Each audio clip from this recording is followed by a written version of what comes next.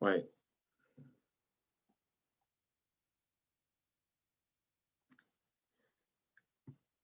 All right, good afternoon, everyone, or good morning, depending on where you might be in the world.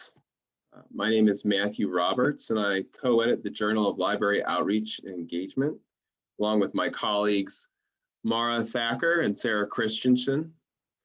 First and foremost, we, the editors of the Journal of Library Outreach and Engagement, would like to welcome you to JLO's first LIS Research Fundamentals Roundtable. I am sure that many of you may feel like you live most of your lives in a Zoom room, so we are particularly grateful for your time and your energy today.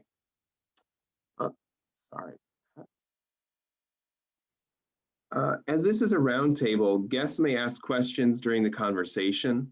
Mara will check the chat for questions that explicitly engage with our discussants or help to advance their conversation. Our discussion will last approximately 40 minutes, and we will follow it with a 15-minute question and answer session.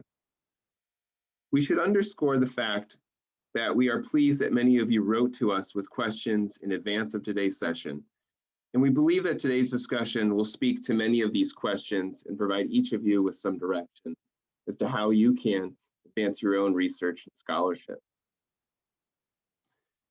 Before I introduce today's discussants, I thought that I might speak briefly about why we wanted to host the event. The editors of JLO founded the journal because while library engagement and outreach is often a substantial part of the work that librarians do in any number of contexts, there did not seem to be a publication that exclusively represented such efforts. In many instances, librarians conduct research to design, implement, or assess their contributions to the communities that they serve, though it is often difficult to present such research in more traditional LIS journals or scholarly publications.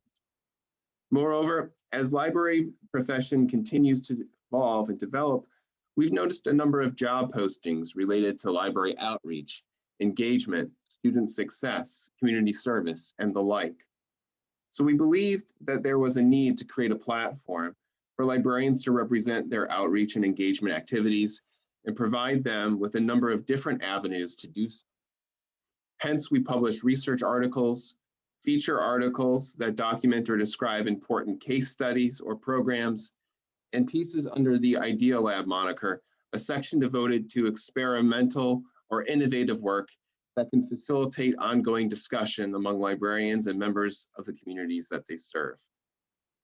Today's LIS Research Fundamentals Roundtable thus manifests our own involvement in outreach and engagement, as we strive to provide resources and support for librarians as they seek opportunities to publish their work, either with JLO or with another journal. It is in that spirit that we wanted to host a discussion that enabled librarians to learn more about scholarly practices and to learn a bit more about what goes on behind the curtain, so to speak, so they become more conscious of how to best represent their work with potential readers. To that end, we invited a few key speakers today, and I would like to take this opportunity to introduce them. First, we have Janicke Yu, Director of Library Assessment at the University of Illinois at Urbana-Champaign. Our next discussant is Daniel Tracy, Associate Professor and Head of Scholarly Communication and Publishing at the University of Illinois at Urbana-Champaign. And finally, Lisa Hinchliffe, Professor and Coordinator for Information Literacy Services and Instruction at the University of Illinois at Urbana-Champaign. So we're going to start off today's discussion with a simple question. What makes for a good research question? And with that question in mind, I would like to invite our discussants to muse on this particular topic, provide us with some insight into what they believe makes for a good research question that can facilitate scholarly contribution to a journal or to some other academic publication. And with that, perhaps I'll invite Lisa to start our discussion on this. Great, thank you, Matt. I'm not sure if we're supposed to turn on our videos, but I am unable to turn on my video. So if we're supposed to, I'll get somebody behind the scenes to see what needs to be said. So hello, everyone. It's a pleasure to be with you today and my colleagues for this roundtable. You know, I have had the pleasure of editing 2 different journals in my career, as well as engaging in the publication process and being a peer reviewer. So I've seen a lot of research questions. And I think one of the things we can say is that this is a multifaceted question for us to consider. So, I mean, I think it's pretty clear that a good research question is one that poses an inquiry that is unresolved in the field or has not reached a certain amount of consensus. It is one that is actually researchable in the sense that the different considerations in the question can be operationalized, and that it is possible to actually you know, see what the answer to the research question might be as it's operationalized. And hi, everyone, you can see me on video now. But I think the other thing that we can think about is what makes a good research question from a more relational standpoint to the person doing the research itself. And I would add to this, therefore, the notion that a good research question is one that is personally engaging to you. Too many times, I think sometimes we see people trying to pursue questions that are, you know, a question they feel they should be looking at, or that somebody else is looking at. And they don't really ask whether this is something I want to spend my time on. You are going to spend your time, a lot of time, on any research question that you pursue yourself. And so I think it's really important that it also be one that's of interest to you.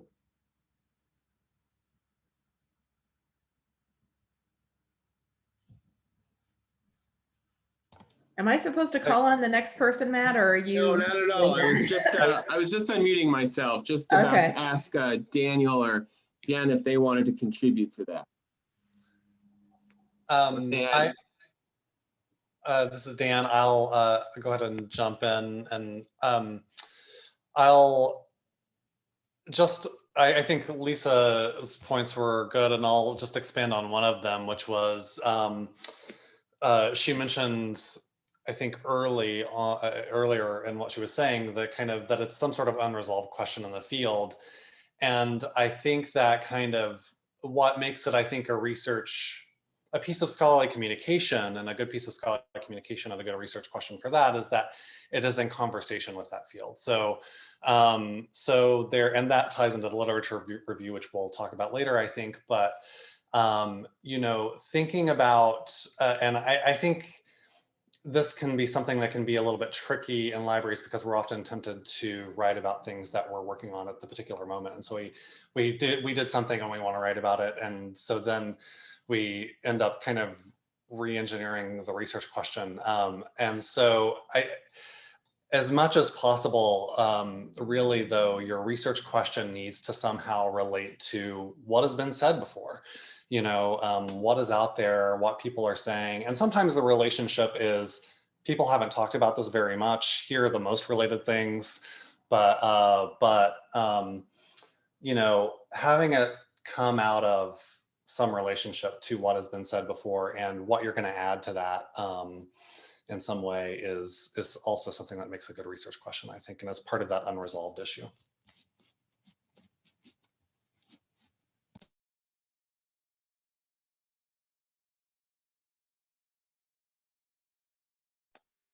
This is Jen. I was also trying to unmute myself. I don't have anything to add to what Dan and Lisa said, so.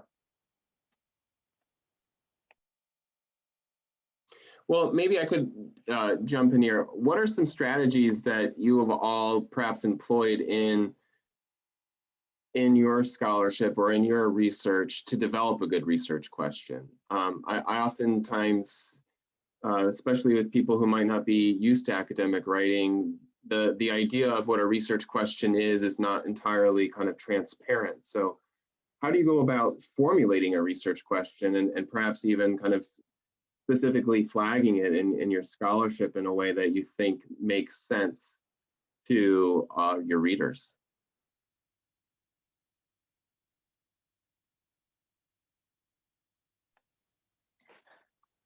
I can.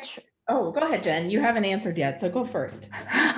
No, So this might not apply to all research method, but in my field, because as an assessment person, I do a lot of not only about statistics, but then I do a lot of things as a quantitative analysis. So one of the methods that social scientists or people who works with statistics a lot doing is that we try to come up with a hypothesis. So you will come up with a null, so like a H0, it's a null hypothesis, something you know isn't going to be true. Or you come up with alternative hypotheses. So something you know, you wish it could be true, something like that. So I sometimes, for myself, I feel like coming with a hypothesis will help you form that research question and lead your research method, because you do want to kind of have your focus, things that you wanted to either prove or not prove, like to prove it's wrong. So hypothesis setting sometimes can be helpful for setting research question. So I think that's a really great, especially in hypothesis-driven research where there is enough evidence already in the field for us to make a sort of prediction that this is how we think it should work. And so now we're going to test whether it really does work that way, right? We think that X should cause Y, so we can make that kind of hypothesis. I think that a lot of research in library and information science probably is not hypothesis driven in that same sort of null, et cetera way, and is more framed as a research question. And so as a research question, typically the way I've helped people sort of work through this in their own head is just a slightly lighter touch version, which is to frame your inquiry in the sense of a question that is sort of like, what is the impact of X on Y? What is the relationship between X and Y? And so ways that we can maybe don't even know how to make that hypothesis yet, but we can start to explore what is the connection between two concepts. And a lot of times what we need to do then is to take our big picture question, like, what is the impact on first year instruction programs on student retention? Or what is the relationship between successful completion of summer reading and engagement in library services throughout the school year? Just depending on our public library versus our academic library context, we'll already have different kinds of questions. And we can just begin to say, okay, well then how would I know, like how would I operationalize this research question, right? The impact on summer reading or the relationship between summer reading program participation and engagement in library services during the school year. Well, I'd have to start to say, okay, can I get measures or indicators of these two different things so that we can start to say, okay, so I'm going to, participation in summer reading. Am I only going to look at those people who completed it? Am I going to have a notion of partial completers? Is there a difference between someone who never engaged and someone who engaged, say, up to 2 weeks? Like, we have to work through thinking our research question into the evidence that we can collect. But I think I also want to ask Dan to maybe expand on this, because I happen to have read a number of his articles and know that he also works in the humanistic tradition in certain cases, which sort of really takes us away from this sort of social science variables relationship kind of thing, and maybe reflect upon that a little bit from the more interpretive traditions, I guess is maybe a way of saying it, some of the text analysis work we might see done.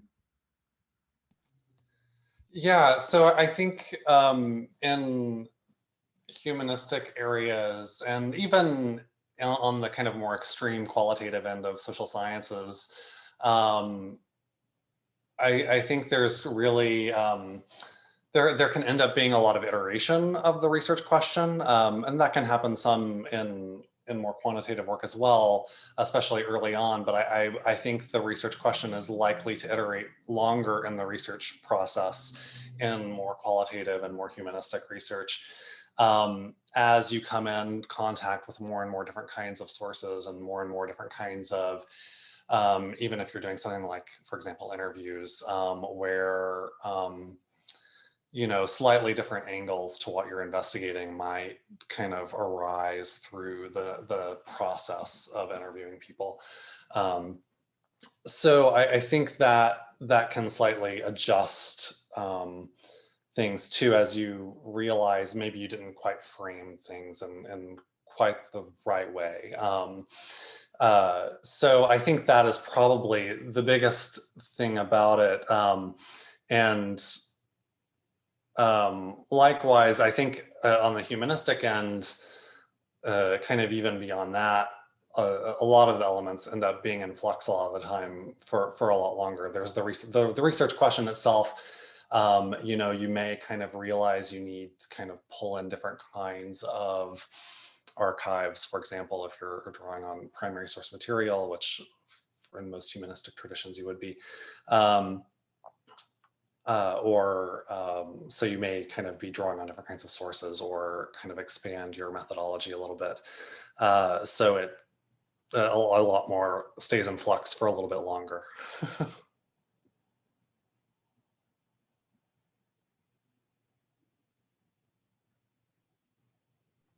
Great, thank you for all of your contributions on that particular topic.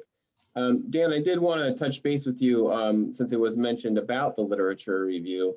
And, you know, one of the things that we are trying to accomplish today is to speak to the various components of a scholarly article, or various type of procedures that one may endeavor when writing a work of scholarship. And obviously a literature review is one of those components that is included in a work of scholarship. So I was wondering if you might be able to talk a bit about what makes for a good literature review and what might be some strategies that people could employ when developing their literature review, and maybe use a bit about like what is the rhetorical function of a literature review, like what ought it accomplish in a work of scholarship that might not be immediately transparent to someone who is undertaking it for the first time.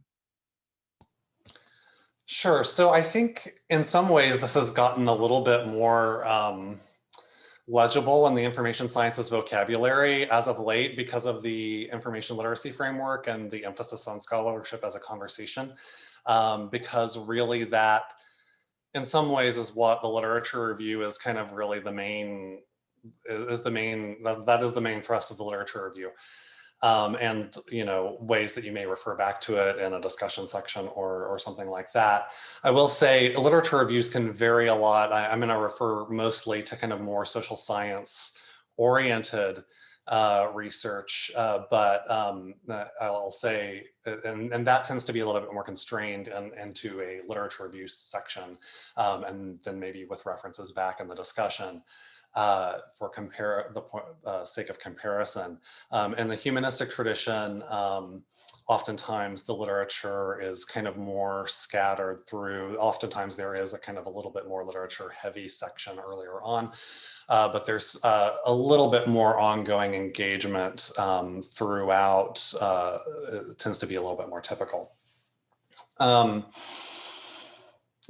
For kind of more social science oriented research, I think the main thing you want to keep in mind is you do want to establish what is the scholarly conversation I'm entering into, and how does that establish the significance of my question. It's really, in a lot of ways, you can think of the literature review as being deeply tied to what people talk about as the so what of their paper. You know, one so what of your article might be that this information literacy instruction method ends up being really effective. Obviously that is a so what, but the other half of that so what for scholarly communication purposes is that people didn't think that that was effective before, or they maybe thought some slightly variant version of it was better, but this turns out better, or you know, whatever that implication is.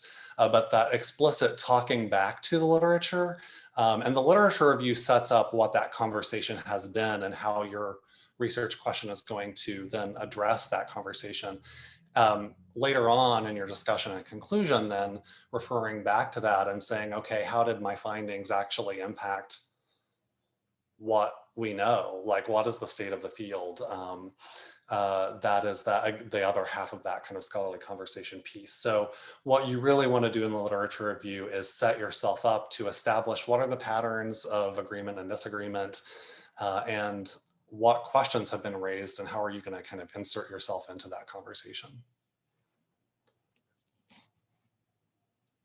And I don't know if other people want to jump in here. I could talk more about literature reviews, but I'll let other people. I mean, I think one of the things interesting, Dan, that I sometimes see is, you know, people who, this kind of goes back to what is a good research question, right? Like, scholars should be readers is the other like sort of implied point here, which is you probably don't show up in a scholarly conversation that you've actually not been at some level consuming, if you will. And if you are showing up in a conversation that you haven't been consuming, that's probably a red flag that your research question might not be as well developed as you want it to be.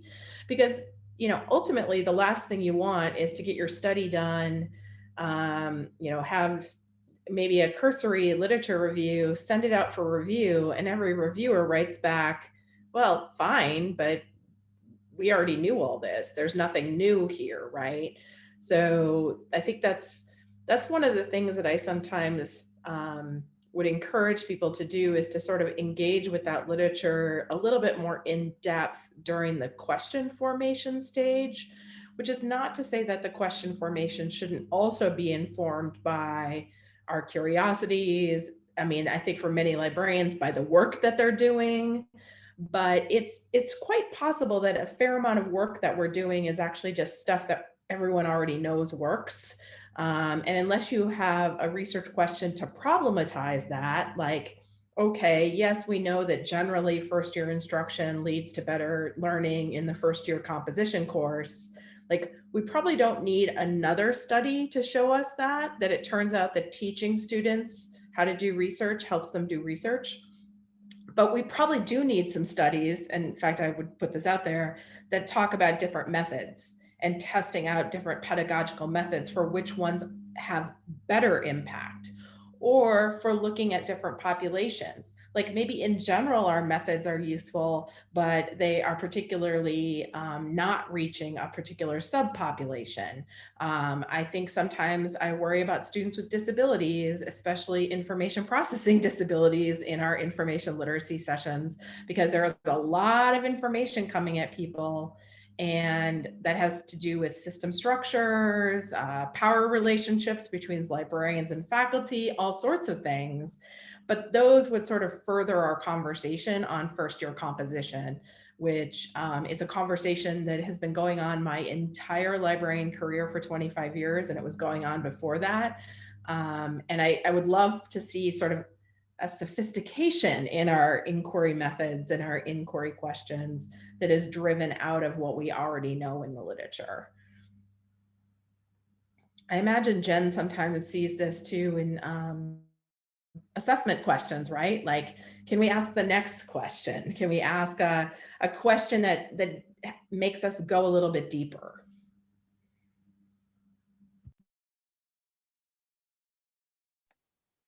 I think that's a cue for me to unmute myself. I should have done that earlier. But I wanted to echo what Lisa and Dan said, but I want to particularly pick out what Dan said about, you know, the scholarship is it's a conversation. It's in my mind too. And it is not just about literature review. It's also about your method. So I think Dan's talking about, when you do lit review, it's basically talking about the themes that's existing in the literature, you agree and disagree. And same thing about methods too. So one of the things that I sometimes see when I review articles that I would be reading through, and I thought, this is a great lit review. And then their research method was completely something different. It could be a survey that they have done as they were doing the program or something like that. There's no connection to it.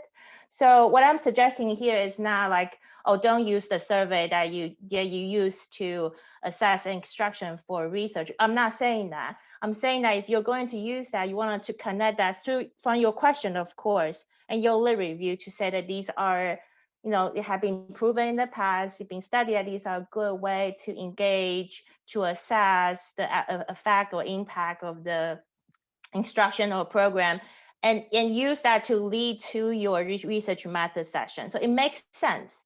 Otherwise, often that I read it, I was just like, oh, this is a good. And then the research section, the methods are totally something different or totally different. It's just a survey or an interview appear. Like there's no connection through that. So do remember to address those things in your lit review as well. Yeah, and I want to refer also back to something Lisa said about that way that the implication that you're reading the research, right? That if you're involved in the conversation, that you're following it. And that is to go back to what we were talking about at the beginning, one way in which your research question evolves. Obviously, you can't just, if you start reading research literature for a research project, you can't, I mean, you're not just going to be reading everything, you're targeting something for some reason.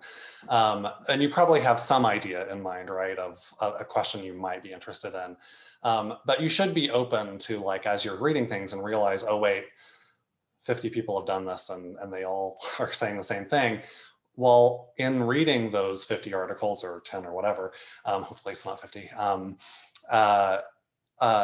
you know, are there things that you can pick out of that are unresolved? Did they find, are there certain similarities, but then are there minor disagreements that you could really pick at a piece of that and like make it a bigger study? Or is there something that is a weird implication of a finding that people haven't really, they reported it, but they didn't really explore it? Does that, provoke a question? So kind of try to find that next thing. The other piece of this, I guess, is I would say when I look at literature reviews, either as a peer reviewer or just reading drafts for people, I think there are probably two most common issues that I see in the way that they're kind of set up. And I kind of think of them, one of them is the annotated bibliography without citations, and the other one I think of as annotated bibliography without the annotations. And so if you know what an annotated bibliography is, and probably most of you do as librarians, you have a citation and then you have like a paragraph describing, summarizing the article. And so what I think of as kind of the annotated bibliography without the citations is kind of like if you're just reading each of those paragraphs from an annotated bibliography in a row, describing one study in depth, then the next study in depth, and the next study in depth. And the challenges with that are, one, you're probably going into a little bit too much depth for each article, except for maybe one or two touchstone articles that are really important for you. The other big problem with it is that you're not putting the articles in conversation with each other, that they're kind of standing isolated.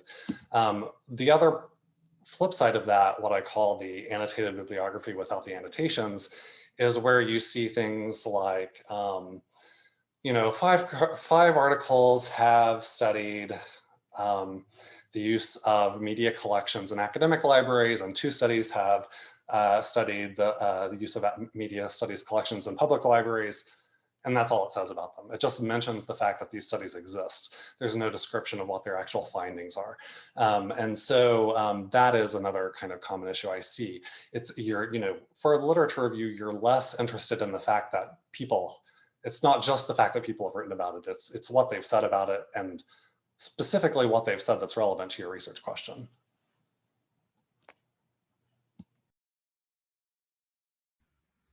Dan, the other thing as I was listening to you, I realized is we haven't mentioned sort of mining as well. If you've read those, let's say 10 to 50 articles on the topic, probably every single one of them had a implications for future research section where the authors of those studies have said, hey, here's the next questions. And so, even doing a quick sort of review across those sections of those articles to see, what keeps emerging as the next question that everyone is mentioning, or what emerges that catches your attention that you're in a position to follow up on. It's interesting to see how many times that is not, that's also a really good place for the literature review, I think. Like, here, these people did these studies and then these questions emerged. So, that can be the frame for saying, and here's why I asked the question I asked, is all these other studies got us this far. They kept all saying, we need this, I did it, right? Yeah, I think that's really a useful insight. One of the things that I've oftentimes experienced reading people's work is that the research question comes before any actual research is done. And one of the things, right, that I think you've all mentioned is that you can have questions and you can have ideas that are derived from your own experience or anecdotal, but really the formation of a really good research question and its connection to a literature review and the kind of so what. These are processes that are not mutually exclusive, but are all in conversation with one another. And you refine and revise that research question and make it relevant to readers based on the research that you do and your ability to read and digest material and scholarship that other people are doing, and pick up on the areas in the literature where people are saying, hey, more work needs to be done here, that's really an opportunity for you as a scholar to take up that task. And it makes me think about, I was going to ask, Dan, what are some of the pitfalls that he sees or that anyone sees in the literature review section, right? Because it's one thing to tell people, here's how you do it, but then, it's another thing to say, here are some things that are common mistakes or issues that we see in a literature review. And I'm glad that you spoke to that, but all of you also discussed research methods, not only different methodologies that one could employ, but how to utilize research methods to be able to articulate or to facilitate a particular discussion that is of interest and that has value to a field or to readers. And it made me think, because this was something that a lot of the people who registered for the event asked us about, beyond doing kind of quantitative work, surveys, things of that nature. What are some research methodologies that you find to be particularly useful or helpful for perhaps advancing research or scholarship that is in LIS? Are there particular things that you've seen in the work that you've read that have stood out to you as being kind of innovative or rethinking how we might be able to do research in this particular field? And I'm wondering if any of those research methodologies might be more adept for doing the kind of work that we're trying to facilitate and promote in this journal. So just wondering if maybe some of you would like to speak about innovations in research methodology that you've noticed recently, and how they might bear on work that is done now and could be done in the future.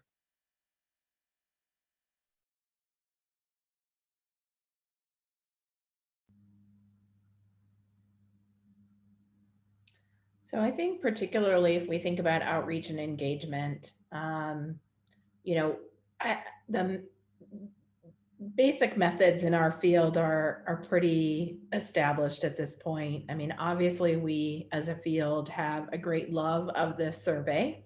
And I think for good reason, so it's easy to dismiss certain methods as overused, but the real question we always have to ask is, are they appropriate? And surveys are highly appropriate to the kind of work that libraries do. One of the things that I really am appreciating is, methods and participants are always somewhat linked. So, there's the survey that only goes to the people who participated in your program. And then there's the survey that seeks to ask of those who didn't participate in the program. But I think the real innovation that I'm starting to see recently that I think has real potential for moving our field forward is not any particular method, but that when individual studies approach with a mixed methods approach. And so we see the pairing of surveys with focus groups, or interviews with a survey, or case studies that then inform the development of a survey. And I think that is where I personally see the most generative work happening, where you have evidence that is coming out of multiple methods that is brought into conversation with with itself in a given study to really give a much more nuanced view of the kind of work that, or of the issue or the question that's being explored in a particular study. And I know, just since we're all colleagues and usually we sit like right down the hallway from each other, but Jen and I in particular, I mean, I think Jen, you've done a number of things where there's been either a focus group or interview and then paired with a survey. Probably. I think, Lisa, I mean, the mixed method was on my list to talk about too. And this is something that I myself is still learning and trying to think through how I feel about it. When Matt said innovative, I do see more mixed method literature or being referenced in library science journals. I have two minds of that. One, I do think, like Lisa said, there's a value because some people will refer that the statistics are the baseline or the bone, and the qualitative, like the story, kind of put the meat on the bone to kind of give a whole cohesive view, which is true. But some of the study that I've been seeing, that they might have a survey, like a quantitative survey, and an interview, but they are not really connected. So that goes back to, I think, the very beginning, we're talking about the research question, your lit review and your method. It really needs to connect it. So sometimes that disconnect that I see in the method, and they're calling this a mixed method, and I always doubt, I have that doubt in my mind, is it really a mixed method? Because mixed method, even though methods are different, you should address the question together. It shouldn't be totally different or different period of time or things like that. So it's so do watch out. I don't actually have a perfect answer for that. Honestly, I'm learning and seeing that, but my question and thoughts is always doubting that. This is really a method, like a mixed method, or you have two surveys like administered in different times, like, or a survey and so, or they were done for different focus, but you're trying, like the authors was trying to add more content to a research article so that they put them together and call them a mixed method. So that's my quick. But also going back to one method, like other method that I'm seeing, of course, and I specifically for engagement and outreach. And I see a lot of really interesting, like I enjoy reading if things I talked about, for example, observation. So, observing participant interaction with the event, or observing, there are digital ways and in-person way of how they interact with an exhibit or how they rank. So this is another method that I have seen, is that this is done in UK, that they have a lot of pre-recorded instruction and they're just playing video. So they give students a kind of a list with just like a smiley faces and sad faces and boring faces. So this kind of a user experience study. So they just go through the instruction and then place their emotion next to each segment of it. So these are kind of new methods that I'm seeing. And then I also think that these have a greater application right now during COVID, because there's so many things that are being done virtually. So these methods, I thought I always enjoy really reading this type of different things besides just a survey, yeah. Yeah. One more. Oh. Sorry. There's another one called Touchstone Tours, and I think that a lot of us on this call have heard about it too. So the Touchstone Tours basically have librarian guide, have a student or a patron guide a librarian through a physical space. But now I'm seeing and hearing that, how about we have a student guide librarian through an online experience? Like, why you cannot come to the place I always ask you to go to? But we've also never seen it from the student point of view. So the Touchstone Tours, but in a virtual sense, I thought it was interesting too. Before I get to our last question and open it up for questions from our participants, Jen, I just wanted to touch base on something that you had mentioned about the mixed methods approach. And I think that the point being there is you don't want to do a mixed methods study just for the sake of doing it, right? That it has to be well integrated and it has to serve a purpose. And if you're going to use two different methodologies, right, like one may be able to discern information or analyze information that the other one would not be able to, and then you put them into conversation in a way that helps to discover or analyze or represent something in a way that using each individual one on their own might not be able to accomplish, right? So that it's doing something to actually enhance the argumentation, and it's not just arbitrary and for the sake of itself. So I think that that's a really good observation. The last question that we have for you is, what would be a piece of advice that you might tell your younger self who was just starting out on their own scholarship? Or what is something that you would tell someone who's just entering the field and wants to start publishing for the first time? What piece of advice would you give them?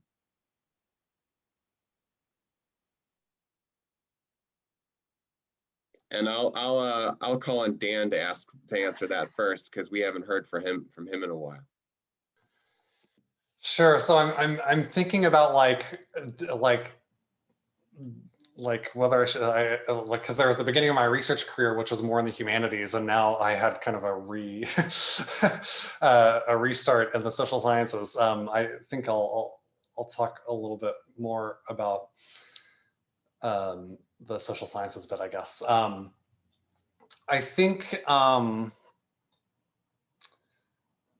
what I would probably say is to really try to find, especially if I was not particularly familiar with a particular methodology, I think trying to think about ways to find a collaborator who might be a little bit more familiar with that particular methodology, that might have a shared interest. Not being, afraid to collaborate, especially coming out of humanistic tradition, it's all very individual and siloed. But also, I think really looking closely at existing examples in the literature, people implementing that methodology, and kind of thinking through the pitfalls and everything, it would be probably the key thing. Jen? I don't know if there's something that I would be telling my younger self, but it's something that I was fortunate to have some mentors in life, and something that I always appreciate when I say an idea, say I want to research this, and then I always appreciate a person to tell me, is that a good question? Like, what value is that going to contribute to the library science literature? And some of you might know this individual really well, Sue Searing, who worked at University of Illinois for many years. And she was the person who will tell me, like, I will say, you know what, I want to research this. And she'll be like, so that's a good question, but what value is that going to add to the bulk of knowledge in this field? So find someone who can entertain that conversation with you. I think it's important. So I'll go very pragmatic here, which is the one thing that I wish somebody had told my younger self, and that I learned through some very hard knocks in life. And I see some former independent study students on our attendee list, so they've already heard this. Write down what you're doing as you're doing it. Keep a research diary. It's really tempting to think about research and the writing processes as consecutive activities, where you do the research and then you write it up. And the reality is that if you keep a research diary, first of all, you'll remember what you did, because as I have many times said, you're going to have to make a lot of decisions along the way. You're going to have to make your sampling frame, or you're going to decide to use this taxonomy versus that taxonomy, or you're going to have to decide whether in a survey, like, what counts as a completed survey? Only people who get all the way to the end, people who get through question 13, right? these things seem like something we'll be able to remember why we decided, but we won't. And so writing down your decisions through the process is just crucial, because, and the other nice thing is, if you do this, essentially your notes of your research diary essentially can easily be copy and pasted into like your methods section and your analysis section, where you almost get a really, really, really rough first draft just out of your research notes. So pragmatically keep a research diary, whether it's a literal diary, notebook you write in, a Google Doc. I think for collaborative projects, it's good to keep a collaborative diary where you also include your meeting notes and just take notes on what you did on a particular time you got together and then what decisions you made. Yeah, I would second that. And even, especially with social science research, you can write some of the sections earlier on. You don't have to wait till the end. And in fact, it might be to your benefit. I know, like, this is a mistake I still make sometimes, and I always regret it. And which is that, and it's actually related to the literature review. It's that, like, I read the literature and like it prompts this like question, and I know exactly how it's related to the literature, and then like I get through the study, and I'm like, I know generally, but like I'm gonna have to reread them all again because I don't remember the specifics of how all the pieces fit together. Do yourself a favor and write the literature review before you actually do your study, or at least write a draft of the literature review. It's gonna evolve probably in some way, but. Well, with a lot of social science research, you practically have to write your methods section in your IRB proposal if you're in an academic institution. So that's the other thing, is just to realize that all these things, like write it down, just write it down, scratch yourself a note. Speaking of IRB, now's our time, and we don't have a ton of time. I apologize for not leaving more time. Although I do believe that the conversation actually answered a lot of the questions that we got in advance. We did get one question in the Q&A, and I would invite, if anyone else has any questions, to put them in the Q&A. We'll monitor it for the next couple minutes. The first question that came in did have to do with the IRB process, and is it as daunting as it seems to be, and are there any pieces of advice that you might have for people as they go through it? They are not daunting. I'm going to end that. They are not daunting. You definitely wanted to follow out your university guidelines and things. And most of LIS research is really not. And you just have to get the first one in. I promise you, if you get the first one in, you'll get more comfortable. And then most of the university provide, and you can search, there's many, many examples of how to write one. But I think I speak for everybody on this list. If you ever have question about IRB that you think that we could comment on, reach out to us. We will definitely do whatever we can. So I'm only going to disagree that I think it actually is daunting the first time you do it.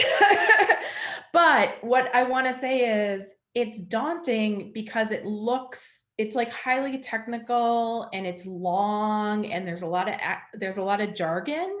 So the thing is to say, it's also a form in most cases, and the form directions, like on our IRB, you can get to page 2 before you even have done anything besides like say who you are and like where you work and that you're right. So like these forms look really, really long.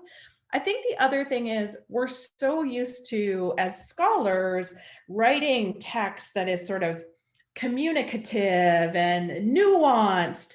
The IRB form is not a place for that. The IRB form should be understood as technical writing. And in technical writing, it's just the facts. It's very descriptive. And you'll also find on most IRB forms that you actually end up having to say the same thing multiple times. And we just need to understand that this is federal government regulated, as well as a lot of other regulations. So many times our institutions are required to ask a particular question and then another version of that question for different compliance reasons.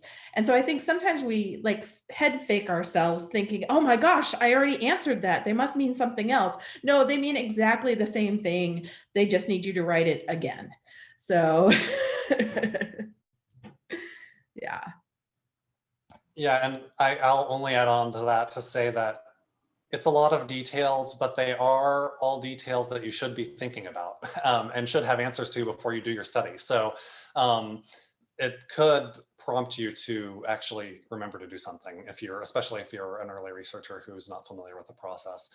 I think how daunting it is might vary a little bit by your institution, because some institutions are going to make it easier for you to do it. And then like for a lot of library research is, at least at our institution, exempt or like a short form. So it's pretty easy. Other institutions, you have to do the long process no matter what. And so there's a little bit of variation by institution there as well.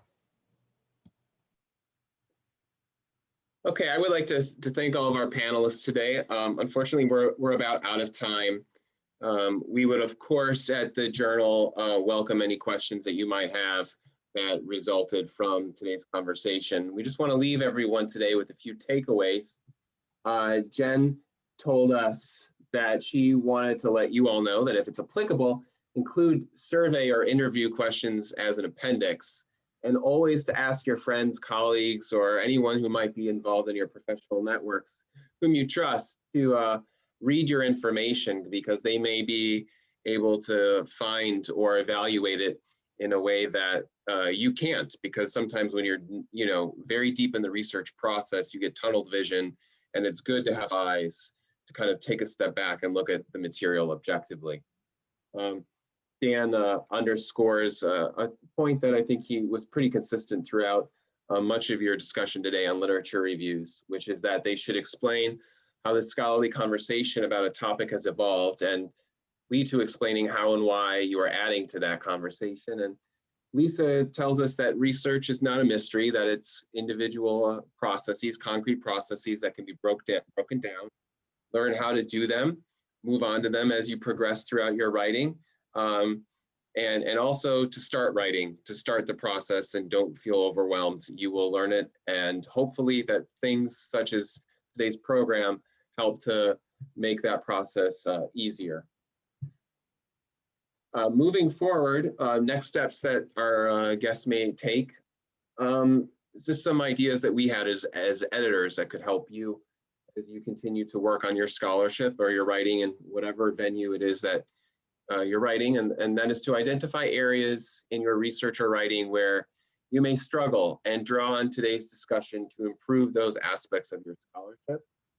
Another thing to think about is finding a good home for your submission. Read how a journal represents itself, learn about the members of the editorial board, do your homework and your research on the actual place where you want to submit a submission. That can oftentimes be very informative and help your decision-making process. If you're unsure if JLO is a good fit for your article, feel free to email us with a proposal or with a brief pitch, and we'll be able to discuss it with you and also identify whether or not it would be a good fit, not just for the journal, but whether or not it falls under the rubric of what we publish as research articles, feature articles, or Idea Lab articles. And finally, take advantage of JLO's pre-peer review program. This is something that we're offering, especially early career librarians or people who are new to academic writing, who may be intimidated or overwhelmed by the process. We don't want people to learn how to write for academic audiences only by going through the peer review process. We want to provide some sort of support before that. So you can submit something that you to us that you think might be a good fit for the journal, and this is a level of support before peer review that will give you some feedback as to how you might be able to improve your submission or your article so that it may find or be more successful in the peer review process. So it's sort of one level of support that we're trying to provide authors who may be interested not only in publishing with us, but elsewhere, but who may be new to this particular process and want to get some feedback from people who are more established in the field in which they're publishing.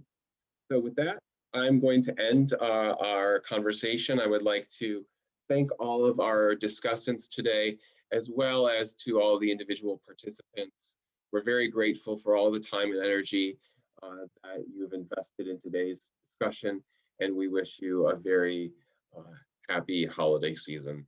Take care. Thank you for having us. Enjoyed it.